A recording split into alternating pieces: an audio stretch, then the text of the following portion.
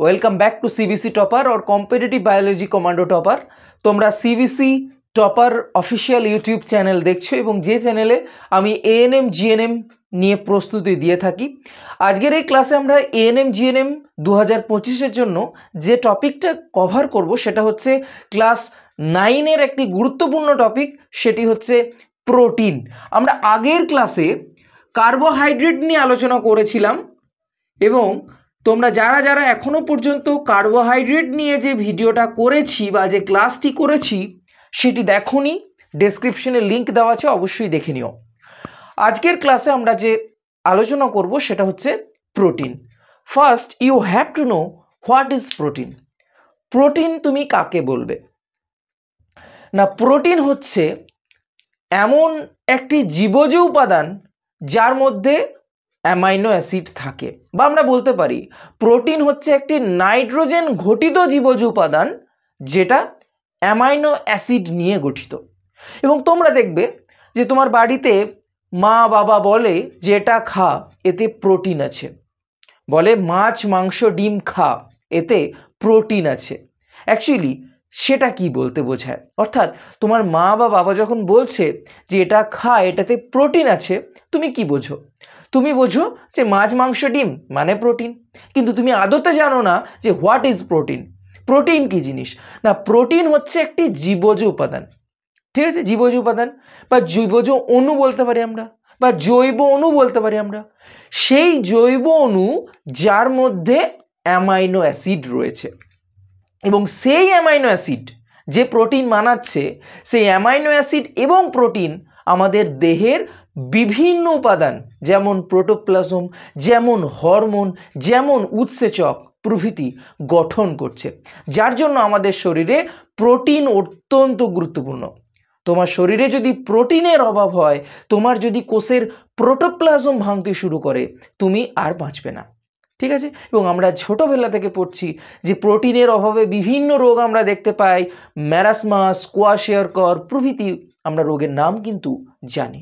তো আজকের ক্লাসে আমরা স্পেশালি জানবো সেটা হচ্ছে প্রোটিন কী জিনিস। তো প্রোটিন আমি বললাম যে প্রোটিন হচ্ছে একটি জৈব অণু বা অর্গ্যানিক মলিকিউল যেটা কি নিয়ে গঠিত? Amino acid. অর্থাৎ আমরা বলতে পারি যে প্রোটিনের গঠনগত একক হচ্ছে অ্যামাইনো অ্যাসিড। থাকে বিভিন্ন খাদ্য উপাদান, কার মধ্যে? যেমন মাছ মাংস ডিম, যেমন বিভিন্ন উদ্ভিদজাত খাদ্য, যেমন ডাল জাতীয় শস্য স্পেশালি। এবং এই যে আমরা প্রোটিন পড়ছি, এই প্রোটিনের মধ্যে নাইট্রোজেন বর্তমান। আমরা কিন্তু যখন কার্বোহাইড্রেট পড়েছিলাম সেখানে কিন্তু আমরা কোনো রকম নাইট্রোজেন পাইনি।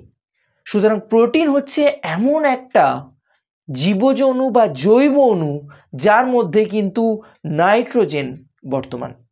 এবং আমরা যদি একটা প্রোটিনের গঠন দেখি, সেই প্রোটিনের মধ্যে তো রয়েছে অ্যামাইনো অ্যাসিড। এবার আমরা যদি একটা অ্যামাইনো অ্যাসিডের স্ট্রাকচার দেখি, তাহলে একদম সিম্পলেস্ট অ্যামাইনো অ্যাসিড যেটা, সেটা হচ্ছে গ্লাইসিন।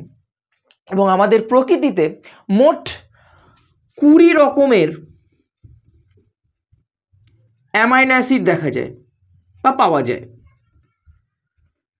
বর্তমানে এখন একটা এক্সট্রা পাওয়া যায়, সেটা 21 রকম, কিন্তু বইগুলো আপডেট করেনি, তার ফলে আমরা জেনারেলি তোমরা পড়ে থাকবে যে 20 রকমের অ্যামাইনো অ্যাসিড পাওয়া যায় প্রকৃতিতে, যার মধ্যে 8টা অ্যামাইনো অ্যাসিড, অর্থাৎ 20টা অ্যামাইনো অ্যাসিডের মধ্যে 8টা অ্যামাইনো অ্যাসিড আমাদের শরীরে কিন্তু উৎপন্ন হয় না। আমাদের খাদ্যের মাধ্যমে সেই সমস্ত অ্যামাইনো অ্যাসিড গ্রহণ করতে হয়, এবং সেই জন্য সেই 8টি অ্যামাইনো অ্যাসিডকে বলা হয়, কি বলা হয়? ভেরি গুড, অপরিহার্য অ্যামাইনো অ্যাসিড বা এসেন্সিয়াল অ্যামাইনো অ্যাসিড। এবং এই 8টা অ্যামাইনো অ্যাসিড যেমন কি lysine, leucine, isoleucine, methionine, valine, tryptophan, phenyl alanine, এরকম টোটাল কটা? 8টা অ্যামাইনো অ্যাসিড আমাদের শরীরে উৎপন্ন হয় না, সেই জন্য তাদেরকে আমরা বলি অপরিহার্য অ্যামাইনো অ্যাসিড। বাকি অ্যামাইনো অ্যাসিডগুলো কিন্তু আমরা খাদ্য যখন গ্রহণ করি, সেটা যদি কার্বোহাইড্রেটও গ্রহণ করি, সেটা কিন্তু আমাদের বডিতে অটোমেটিক্যালি সেই 12টা অ্যামাইনো অ্যাসিড উৎপন্ন হয়ে যায়, যার অভাব আমরা যদি সরাসরি প্রোটিন জাতীয় খাদ্য নাও খাই, তাও কিন্তু আমাদের শরীরে তার অভাব দেখা যাবে না। সেই জন্য তাদেরকে আমরা অনপরিহার্য অ্যামাইনো অ্যাসিড বলতে পারি। ঠিক আছে, তো এবার আমরা দেখে নিই যে একটা অ্যামাইনো অ্যাসিডের স্ট্রাকচারে কী থাকে। তো অ্যামাইনো অ্যাসিডের স্ট্রাকচারে যেটা থাকে সেটা হচ্ছে মধ্যখানে একটা কার্বন থাকে, এবং আমরা জানি কার্বনের কটা হাত? 4টে হাত, 4টে বাহু। এই 4টে বাহুর ডান দিকে থাকে কার্বক্সিল গ্রুপ, বাম দিকে থাকে অ্যামিনো গ্রুপ। তাহলে ডান দিকে থাকলো কার্বক্সিল গ্রুপ, বাম দিকে থাকলো অ্যামিনো গ্রুপ, ওপরে থাকে আর গ্রুপ। আর গ্রুপ বা এটাকে আমরা বলতে পারি আর শৃঙ্খল। এখানে একটা অ্যালিফ্যাটিক বা অ্যারোমেটিক চেন থাকে কার্বনের, আর নিচের দিকে থাকে হাইড্রোজেন। তাহলে এটা হচ্ছে একটা অ্যামাইনো অ্যাসিডের গঠন, যার বাম দিকে থাকে অ্যামিনো গ্রুপ, NH2 মানে অ্যামিনো গ্রুপ, ডান দিকে থাকে COOH বা কার্বক্সিল গ্রুপ, ওপরের দিকে থাকে আর শৃঙ্খল মানে কোনো একটা অ্যালিফ্যাটিক বা অ্যারোমেটিক চেন, এবং আরেকটি থাকে হাইড্রোজেন গ্রুপ। এই হচ্ছে একটা তোমার অ্যামাইনো অ্যাসিডের গঠন। যেমন আমরা যদি একদম সিম্পলেস্ট বা একদম সরলতম অ্যামাইনো অ্যাসিডের গঠন দেখি, একদম সরলতম অ্যামাইনো অ্যাসিড কি? একদম সরলতম অ্যামাইনো অ্যাসিড হচ্ছে গ্লাইসিন। এবং এই গ্লাইসিনের যদি আমরা স্ট্রাকচার দেখি, সরলতম যে অ্যামাইনো অ্যাসিড গ্লাইসিন, তার যদি আমরা স্ট্রাকচার দেখি কি দেখতে পাবো? আমরা দেখতে পাবো এইটা হচ্ছে গ্লাইসিনের স্ট্রাকচার।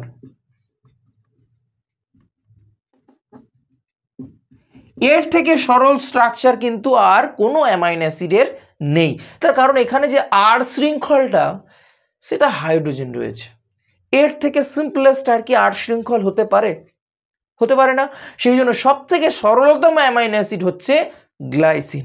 যেমন যদি আমরা বলি সালফারযুক্ত অ্যামাইনো অ্যাসিডের নাম, তো সালফারযুক্ত অ্যামাইনো অ্যাসিড কি? ভালো করে খেয়াল করো, সালফারযুক্ত অ্যামাইনো অ্যাসিড, সালফারযুক্ত অ্যামাইনো অ্যাসিড কি কি পাবে? একটা হচ্ছে মিথিওনিন, আর একটা হচ্ছে সিস্টিন। খেয়াল রেখো, তাহলে সালফারযুক্ত অ্যামাইনো অ্যাসিড হচ্ছে মিথিওনিন এবং সিস্টিন।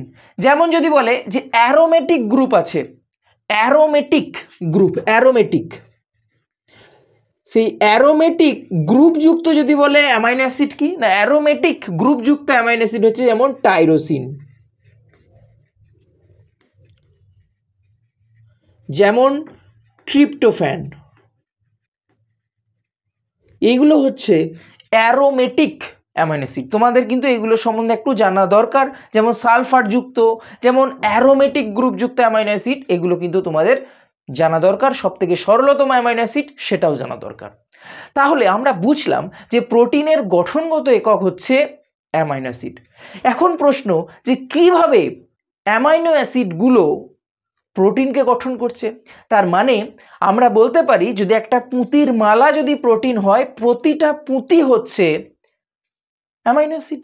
তাহলে এবার আমরা জানবো যে কি করে প্রতিটা অ্যামাইনো অ্যাসিড, যেমন মানে কোনো একটা পুঁতির মালা থেকে অনেকগুলো পুঁতি সেটা সুতোর মাধ্যমে পরস্পর যুক্ত হয়ে একটা মালা তৈরি করছে, সেরকম এখানে যে অ্যামাইনো অ্যাসিডগুলো রয়েছে তারা তাহলে কিভাবে প্রোটিন তৈরি করছে সেটাই জেনে নিলে আর প্রোটিনের কিছু জানার থাকবে? অবশ্যই থাকবে না। ঠিক সেরকম আমাদের যেটা জানতে হবে সেটা হচ্ছে অ্যামাইনো অ্যাসিডগুলো কীভাবে পরস্পর যুক্ত থাকে। তো অ্যামাইনো অ্যাসিডগুলো পরস্পর যে বন্ধনের মাধ্যমে যুক্ত থাকে সেই বন্ধনটিকে বলা হয় পেপটাইড বন্ধন। কি বললাম? পেপটাইড বন্ধন। পেপটাইড বন্ধন তাহলে থাকে কোথায়? প্রোটিনে। আমরা আগের ক্লাসে পড়েছিলাম কার্বোহাইড্রেটের ক্ষেত্রে যে বন্ধনটা থাকে তার নাম কি? ভেরি গুড, গ্লাইকোসাইডিক বন্ধন। তাহলে আমরা কার্বোহাইড্রেটে পেয়েছিলাম গ্লাইকোসাইডিক বন্ধন, প্রোটিনে পাচ্ছি পেপটাইড বন্ধন। কিভাবে থাকে একটু দেখে নিই। তো দেখো, মনে করো এটা একটা অ্যামাইনো অ্যাসিড, বা আমি এটাকে মুছি, তাহলে তোমরা বুঝতে পারবে আরও ব্যাপারটা ভালো করে। আমি এখানে বোঝাচ্ছি যে কিভাবে পরস্পর যুক্ত থাকে, একটু ভালো করে অ্যাটেন্টিভলি বোঝো। মনে করো আমি দুটো গ্লাইসিনকে পরস্পর যুক্ত করছি, তাহলে কিভাবে বন্ধন তৈরি হচ্ছে সেটা বুঝে নেওয়া যাক।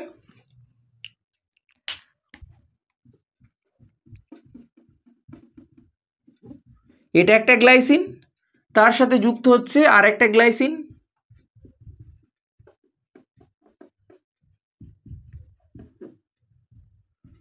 কোনো অসুবিধা আছে? কোনো অসুবিধা থাকার কথা নয়। তাহলে এটা একটা গ্লাইসিন, এটা একটা গ্লাইসিন, কীভাবে পরস্পর যুক্ত হচ্ছে ভালো করে বোঝো, কীভাবে পেপটাইড বন্ধন তৈরি হচ্ছে সেটা ভালো করে বোঝো। আমি এই দিকের যে গ্লাইসিনটা আমি এঁকেছি বা লিখেছি সেটার NH2টাকে আমি ভেঙে লিখছি, ঠিক আছে? NH2 যেটা আছে আমি একটা NH লিখলাম, আর আমি আর একটা এই যে এইভাবে লিখতে পারি, মানে NH2টাকে আমি এইভাবে লিখতে পারি কি না? অবভিয়াসলি পারি।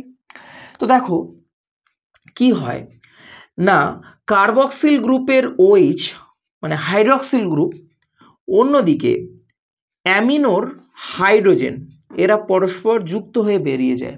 কী রূপে বেরিয়ে যায়? জল রূপে বেরিয়ে যায়। আমরা জানি যে কোনো বন্ধনকে আমরা ভাঙতে গেলে যেমন জল লাগে, যে কোনো বন্ধন যখন জোরে তখন জল বেরিয়ে যায়। আমরা খাবার খাওয়ার সময় বা খাবারের পরে আমাদের জল প্রয়োজন হয় কেন না, কারণ যে কোনো খাদ্যবস্তুকে আমরা যদি সরলতম ফর্মে ভাঙতে যাই আমাদের জল কিন্তু লাগবে, অর্থাৎ জল বিপাক্রিয়ায় অত্যন্ত গুরুত্বপূর্ণ। তাহলে জল বেরিয়ে গেল, তাহলে জল বেরিয়ে গেলে কি পড়ে থাকছে? পড়ে থাকছে NH2,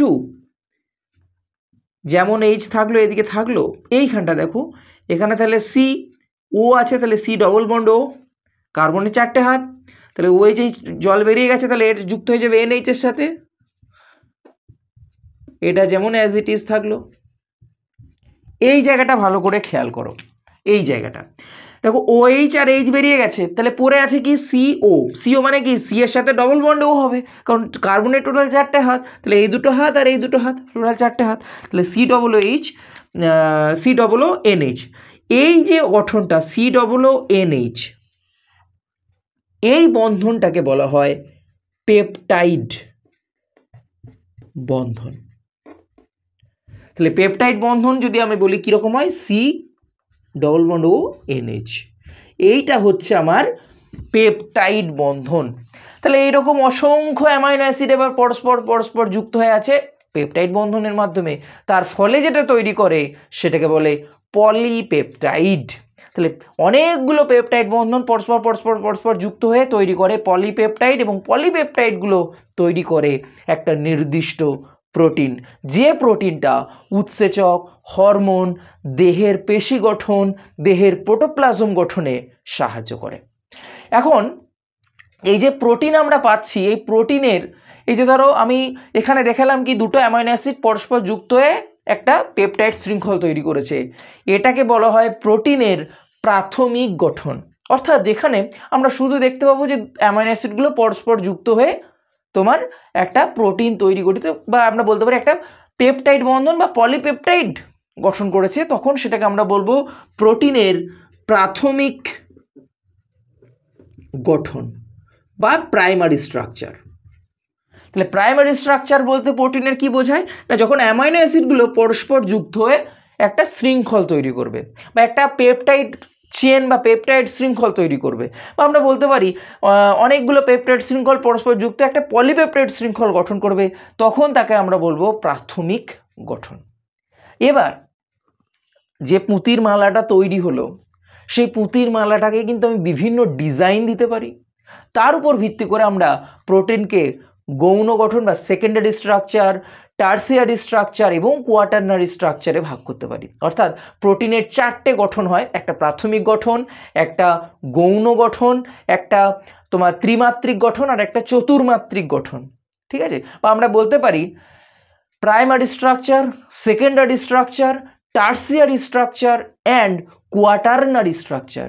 কোনো একটা প্রোটিন যখন উৎসেচক বা হরমোন হিসেবে কাজ করছে, তার মানে সেটা ডেফিনেটলি টার্সিয়ারি অথবা কোয়াটারনারি হতে হবে। যদি কোনো প্রোটিনের স্ট্রাকচার প্রাইমারি বা সেকেন্ডারি অবস্থায় থাকে, সেটা অবশ্যই স্ট্রাকচারাল প্রোটিন, সে কিন্তু কোনো ফাংশনাল প্রোটিন, সে কিন্তু কোনো কার্যকরী প্রোটিন হবে না। সেটা কিন্তু কোনো স্ট্রাকচারাল প্রোটিন, যেমন সে সিং তৈরি করতে পারে, সেটা চুল তৈরি করতে পারে, সেই প্রোটিনগুলো কিন্তু আমরা সেই স্ট্রাকচারাল প্রোটিন হিসেবে আমরা বডিতে পাবো। অর্থাৎ আমার যেটা বলার উদ্দেশ্য সেটা হচ্ছে এই যে প্রোটিনের যে পলিপেপটাইড শৃঙ্খলগুলো, এরা পরস্পর কিন্তু আবার নিজেদের মধ্যে বন্ধন তৈরি করে, দিয়ে আরও জটিল স্ট্রাকচার তৈরি করে। সে প্রাথমিক গঠনটা আরও জটিল হয় গৌণ গঠন, আরও জটিল হয় ত্রিমাত্রিক বা যেটাকে আমরা বলি টার্সিয়ারি মডেল বা টার্সিয়ারি স্ট্রাকচার, সেটা আরও জটিল হয়ে তৈরি করে কোয়াটারনারি স্ট্রাকচার। যেমন কোয়াটারনারি স্ট্রাকচার বা চতুর্মাত্রিক গঠনের কোয়াটারনারি